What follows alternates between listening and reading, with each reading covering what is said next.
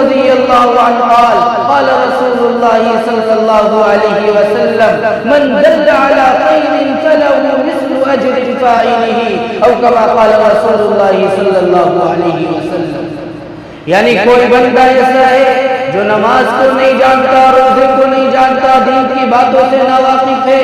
دین کی باتوں کو بالکل بے بہرا ہے، دین کی باتوں سے بالکل دور ہے، تو اب فرض بنتا ہے اس بندے کا جو نماز کو جانتا ہے، اب فرض بنتا ہے اس بندے کا جو روزے کو جانتا ہے، اب فرض بنتا ہے اس بندے کا جو زکوٰۃ کے فرائض کو جانتا ہے کہ وہ ان باتوں کو اس بندے تک پہنچائے جو نہیں جانتا. اور یاد رکھیے گا اگر کوئی بندہ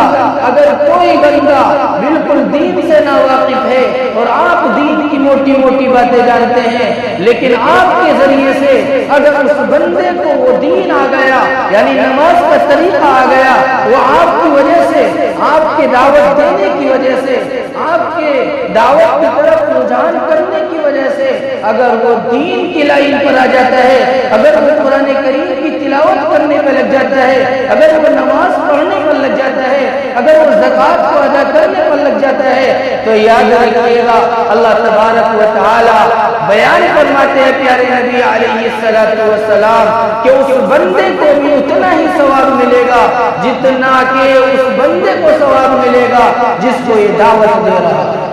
اس کے ثواب میں کوئی کمی نہیں آئے گی کہ اس وجہ سے کہ اس بندے نے دوسرے کو نماز کا طریقہ بتایا، اس وجہ سے کہ اس بندے نے دوسرے کو دین کی دعوت دی، اس وجہ سے کہ اس بندے نے دوسرے کو قرآن کریم سکھایا کہ اب اس کی وجہ سے تھوڑا بہت ثواب میں کمی ہے، زیادتی ہوگی. نہیں، بلکہ اللہ کے نبی علیہ السلام فرماتے ہیں کہ اس بندے کو بھی برابر ثواب ملے گا اور اس بندے کو بھی جس کو یہ دعوت دیتا ہے اس کو بھی برابر ثواب ملے گا. میرے بھائیوں، پتہ یہ چلتا ہے کہ تمام انسانوں کا یہ عقیدہ تو ہے، لیکن میرے بھائیوں اتنا بھی آنا چاہیے، اس طرف بھی غور کرنا چاہیے کہ ہم اللہ تبارک و تعالیٰ کی کتنی باتیں ایسی ہیں جن کو ہم اپنے پیروں تلے رودتے ہیں، صبح سے شام تک شریعت کا ڈھانچہ نکالتے ہیں. کبھی ہم اپنی تجارت پر غور کریں، کبھی ہم اپنی زراعت پر غور کریں، کبھی ہم اپنے معاملات میں غور کریں، کبھی ہم اپنے معاش میں غور کریں کہ آخر ہمارا معاش، ہمارا ذریعہ دولت ہم کس انداز سے کماتے ہیں، اور وہ طریقہ جو نبی علیہ السلام ہمیں دے کر گئے ہیں کہ نبی علیہ السلام کے طریقے سے یہ طریقہ میچ کھاتا ہے یا نہیں کھاتا، یہ طریقہ ملتا ہے یا نہیں ملتا. میرے بھائیوں، بزرگوں، دوستو، اس کا مطلب یہ نہیں کہ جن بندوں کو دعوت دینی نہیں آتی یا جن بندوں کو ایک آیت کے اندر اللہ تبارک و تعالیٰ نے یوں بھی کہا یا ایھا الذین آمنوا قوا انفسکم واہلیکم نارا، ایک آیت ہے اللہ تبارک و تعالیٰ نے، بہرحال یاد نہیں آ رہی، اللہ تبارک و تعالیٰ نے اس کے مفہوم کے اندر بیان فرمایا کہ بندے یہ سوچتے ہیں، کہ بہت سے بندے یہ سمجھتے ہیں کہ بس اپنی فکر کرو، اپنے دین کی فکر کرو، اپنے آپ کی فکر کرو، اپنی ذات کی فکر کرو. یاد رکھیے گا اگر کسی بندے کو ایک لفظ کلمہ بھی یاد ہے اور دوسرا بندہ ہمارے سامنے ایسا موجود ہے کہ ہم اس کو دین کی دعوت دے سکتے ہیں، ہم اپنی زبان سے کہہ سکتے ہیں، ہم اپنے ہاتھ سے روک سکتے ہیں، تو ہم اس کو روکیں اور اس بندے کو جا کر ایک کلمہ بھی ہم نے اگر بتا دیا، ایک طریقہ بھی نماز کا بتا دیا، تو یاد رکھیے گا دنیا و آخرت سمجھ جائے گی، دنیا و آخرت بن جائے گی اگر کسی بندے کو آتا ہے. اب ہم لوگوں کا تو رجحان اس طرف ہے کہ وہ دور جو نبی علیہ السلام کا دور تھا، وہ نبوت کا دور، پیارے نبی علیہ السلام کے زمانے سے اٹھائیے وہ زمانہ جو جاہلیت کا دور تھا، جو تشدد کا دور تھا، جو ظلم و زیادتی کا دور تھا. لیکن میرے بھائیوں، بزرگوں، دوستو، اس زمانے کو اور اس زمانے کو میچ کریے گا اور دیکھیے گا، اعتدال کے ساتھ میں اس کو پرکھیے گا، پتہ چلتا ہے کہ نبی علیہ السلام کے دور میں ظلم و تشدد تھا، ظلم و تشدد تھا، کفر و جبر تھا. لیکن میرے پیارے بھائیوں، بزرگوں، دوستو، اس دور کے اندر بھی کوئی کم ظلم و زیادتیاں نہیں ہے، کوئی کم ظلم و زیادتیاں نہیں ہے. آپ ایک مثال سے ہی سمجھیے گا کہ ایک دور کے اندر جو زمانے جاہلیت کا دور تھا، وہ لوگ لڑکیوں کو زندہ درگور کرتے تھے اور لڑکے کو زندہ رکھتے تھے. لیکن میرے بھائیوں کبھی ہم نے یہ بھی غور کیا, کبھی ہم نے یہ بھی سوچا کہ یہ نئی ٹیکنالوجی کا زمانہ, یہ نیو زمانہ جس کے اندر ہم اور آپ جی رہے ہیں, کیا ہم اس کے اندر غداری نہیں کرتے؟ وہ مائیں جو حمل سے ہوتی ہیں, وہ مائیں جن کے پیٹوں کے اندر 2 مہینے 4 مہینے 8 مہینے کا بچہ ہوتا ہے, لیکن وہ جب الٹرا ساؤنڈ کراتے ہیں ان کے سامنے جب آ جاتا ہے کہ یہ بچی ہے یہ بچہ ہے, جب ان کو پتہ چل جاتا ہے تو لہذا کیا ظلم کرتے ہیں, کیا تشدد کرتے ہیں, کیا اپنی حقانیت کو نبی علیہ السلام کے طریقے کو جھٹلاتے ہیں اور یہ کہتے ہیں کہ وہ زمانہ تو زمانے جاہلیت کا دور تھا, اس میں لڑکی کو زندہ درگور کرا جاتا تھا, لیکن آج کے اس زمانے کے اندر وہ خباثت, وہ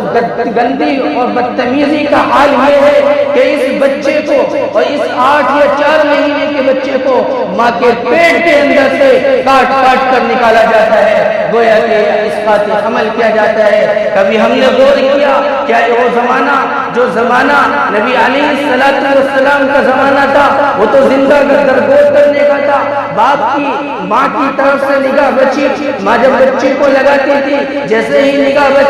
بچی کی ماں کی طرف سے ویسے ہی اس نے بچے کو الگ کیا اور زندہ درگور کر دیا. لیکن اس زمانے کے اندر کھلم کھلا جو ظلم و زیادتیاں ہو رہی ہیں, کیا اس کو روکنے کا حق میرا اور آپ کا ذمہ نہیں ہے؟ یاد رکھیے گا یہ بات اس کے اندر بھی داخل ہے, کنتم خیر امت اخرجت للناس تأمرون بالمعروف وتنهون عن المنکر وتؤمنون باللہ والیوم الآخر, کہ تم لوگ اگر پیدا کیے گئے ہو بھلائی کے لیے پیدا کیے گئے ہو, اچھی باتوں کا حکم کرنے کے لیے تم لوگ پیدا کیے گئے تھے, لیکن آج تمہارا شیوا, آج تمہارا طریقہ یہ بن گیا کہ تم خود ظلم و زیادتیاں کرتے ہو, تم خود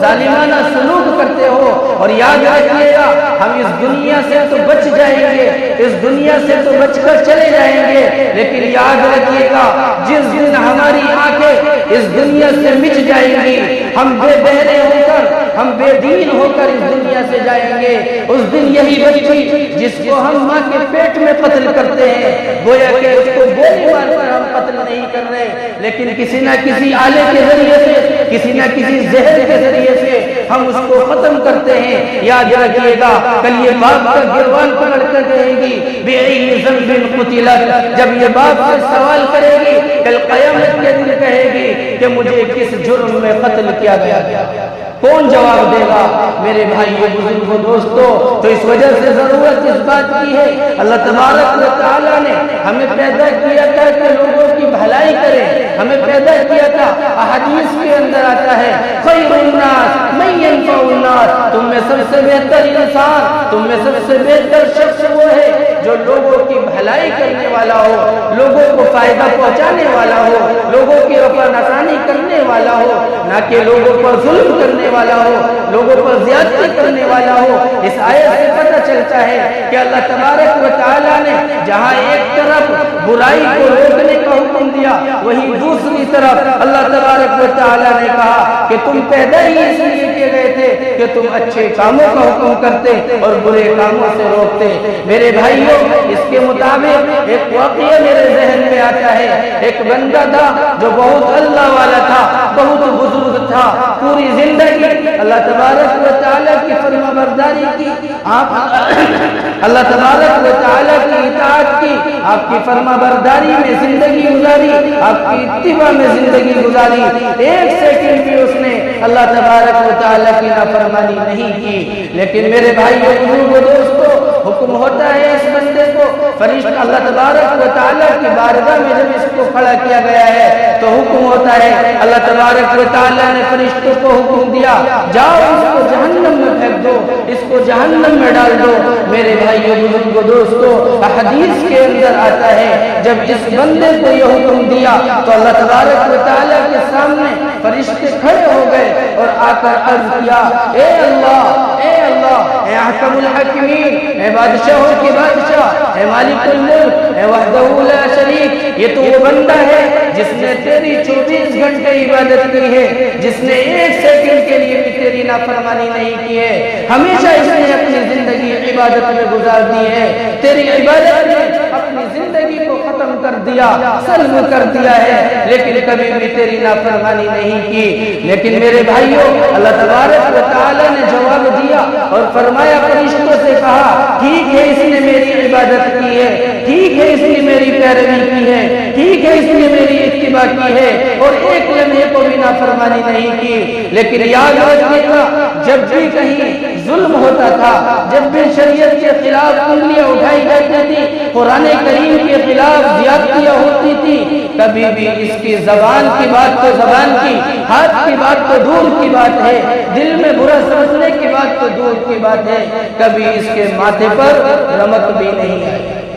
کبھی اس نے دل میں بھی برا نہیں سمجھا۔ میرے بھائیوں، اس وجہ سے اللہ تبارک و تعالیٰ نے صرف اس بندے کو جہنم میں ڈالنے کا حکم دیا کہ صرف اس نے برا بھی نہیں سمجھا۔ پتہ چلتا ہے، حدیث سے ثابت ہے اللہ کے نبی علیہ السلام سے، اگر کہیں برائی ہوتی بھی ہوئے، اگر ظلم و زیادتیاں ہوتی بھی ہوئے، تو ہمیں چاہیے کہ ہم اپنے ہاتھ سے روکیں، اگر ہاتھ میں طاقت نہیں ہے تو زبان سے کہیں، اور زبان کے بھی ہم طاقتور نہیں ہیں تو کم سے کم ادنیٰ درجہ رہتا ہے دل میں برا سمجھیں۔ میرے بھائیو، بزرگو، دوستو، اللہ تبارک و تعالیٰ سے دعا کریے، اللہ تبارک و تعالیٰ جو باتیں کہی گئی ہیں ان پر عمل کرنے والا بنائے، شریعت کے مطابق زندگی گزارنے والا بنائے۔ وآخر دعوانا ان الحمد للہ رب العالمین۔